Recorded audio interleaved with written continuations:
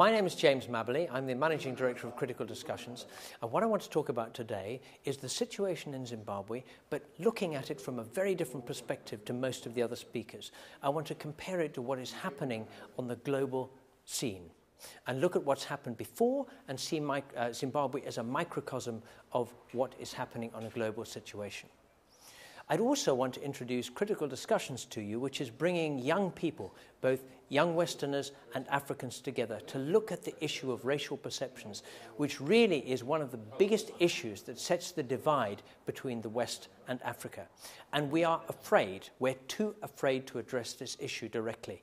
Our business will address this directly. We want to create change in Africa so Africa can move forward, so that the next 50 to 100 years will be the most important and dramatic growth in Africa that we have ever seen.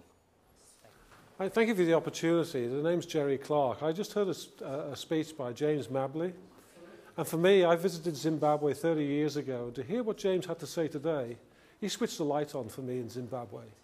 It's extremely clear exposition of what he saw as the future for that country going forward.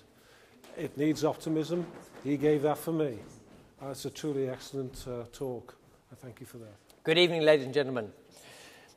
As the elephant said to his mistress, the mouse, nothing is easy these days.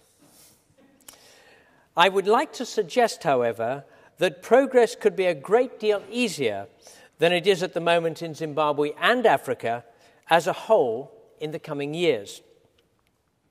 I am a social entrepreneur. I was raised in Zimbabwe. I have worked in industry in and around Southern Africa and the UK for many years. I also work closely with the charitable sector in Zimbabwe and so have a pretty broad perspective on the situation there.